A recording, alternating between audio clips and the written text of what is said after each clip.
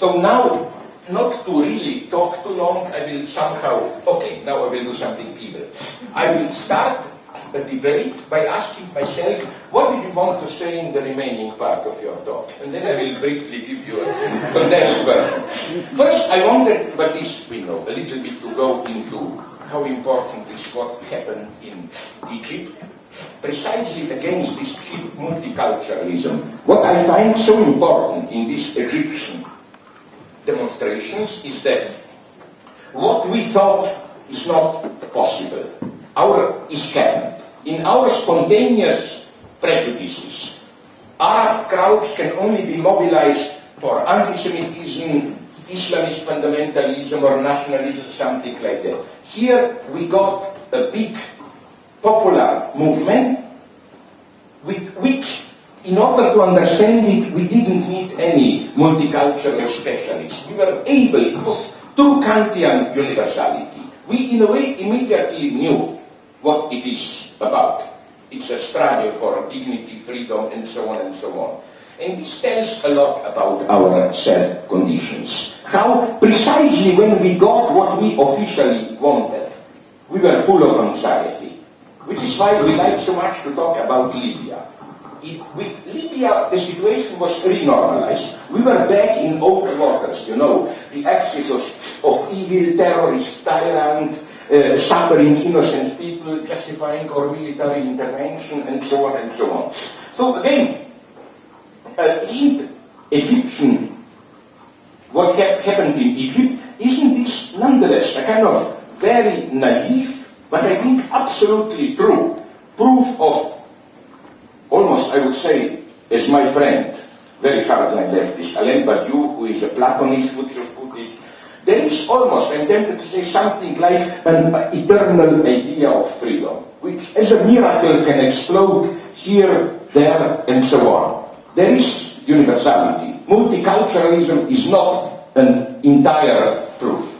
This is my first problem with multiculturalism. To conclude, my second problem with multiculturalism is that it doesn't work. And I think something for which I really got many attacks, I defended, but at last, of course, not in that way, the way it is meant. This Angela Merkel and Cameron idea of light culture, the leading hegemonic culture. Of course, don't be afraid. I don't defend it in the sense of, you know, we should beware of not too many bustlings, we should defend our Christian legacy, and so on. No, it's much more complex. I think that in our situation, there is something, maybe you know already my line, I developed it in the book, very sad that is happening. It should worry every Democrat. Till now, my first point, till now there was, let's be clear, one good thing to say about capitalism. It always, sooner or later, after some time, generated a demand for democracy. You have examples like recently South Korea, Chile, where capitalism needed, in order to remain functioning, 10, 20 years of dictatorship. But then, when things start to move in the long term, capitalism was not able to survive without democracy. My first point here is that, and this is the true lesson of China and so-called, what politically people call capitalism with Asian values, authoritarian capitalism. I don't think this holds for China, Singapore, and so on. This should worry you.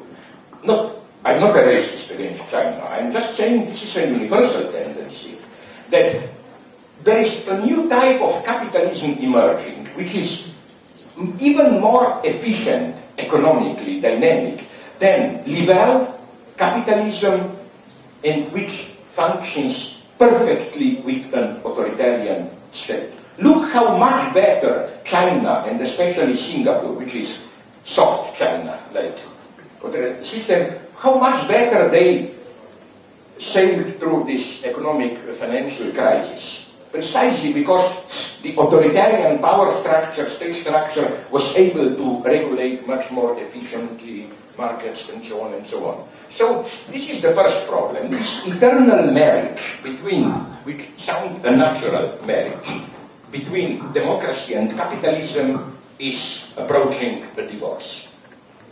Here we should start to worry. Second thing, we are obviously, as I always repeat, entering a post-political era. In what sense? In the sense that, till now in Western Europe, democracy usually meant you had two main parties, center-right, center-left party.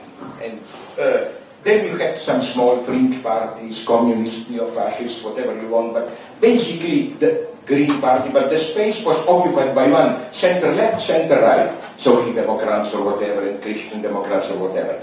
Now I claim something new is more and more emerging in Europe.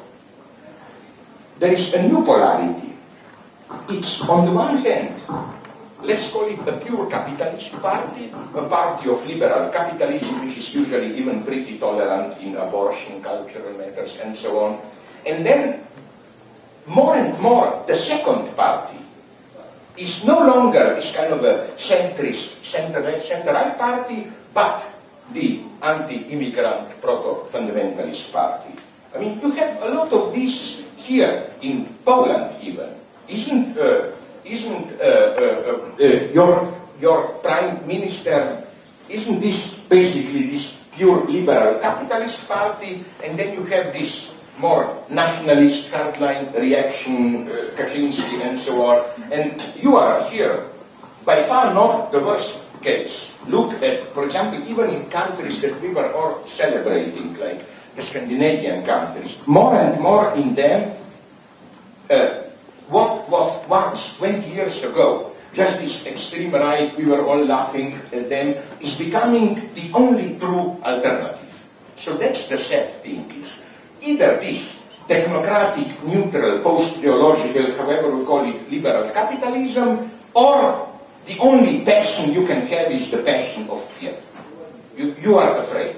And it's sad how even the left tends to play this card of fear. You can fear immigrants, you can fear nature, ecology, you can fear the big capital, but if you really care for Christian legacy, you can see what this fear is. It has a precise Christian name. It's fear of the neighbor.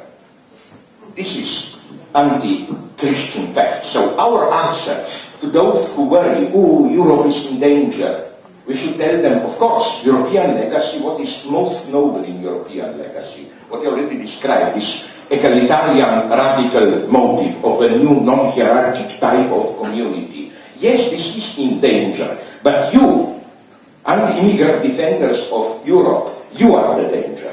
What is a real threat to Europe today, to what is noble in European legacy, are not the poor Muslims. Okay, they can be annoying, I have no mercy for them. If, like in Germany or Berlin, friends told me, or Amsterdam, if they try to beat homosexuals, of course, I say, no multicultural tolerance here. Sorry, you have to respect our laws and so on.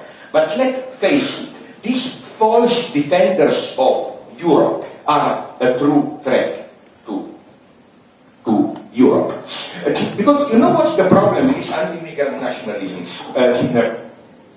There is one best definition of nation that I know. It's a comical definition, of course, ironic but beautiful. It was done by a guy whom I don't like very much. He was this enlightened rationalist, proto-racist, Ernst Vernon, you know, the French guy. You know what was his definition of a nation? A big group of people which are connected by a shared lies about their past, hatred for their enemies in the present, and illusions about their future. I don't know how it is about Poland, but my nation, Slovenes, are definitely that. We share the same illusions about our past. Some extreme version of this illusion is it's a popular sub-illegitimate theory in Slovenia to mark our distance from you Slavic hordes that we are not Slavs, we are really Etruscans, you know, founders of Rome, the original civilization. And then you have this crazy linguist, you know, of course, you take a Slovene word with 6 letters. You change 3 letters and you change the order, and of course, what a surprise, you get an Etruscan letter, word, and so on. Then we share the same enemy, the same hatred. Absolutely. The irony of Slovenia is how this enemy, how it changes all the time. In old Yugoslavia, it was more or less the Albanians who were perceived as those suspicious people who are, because Albanians had almost a monopoly on ice cream, patisserie, sweet stores. So there are all these rumors they're poisoning us and so on. Then, with Milosevic, all of a sudden, this was nice. In 1-2 months, Albanians became the good guys, and Serbs became the bad guys. Now that there is no longer Milosevic, it's mostly Croats that are the bad guys now. Because we have a ridiculous conflict for some literally 1-2 square miles of border, because something close to the sea, border was defined by a certain river. And then this river moved 100-200 yards north. So we lost that part, but we claim it's eternal Slovene territory.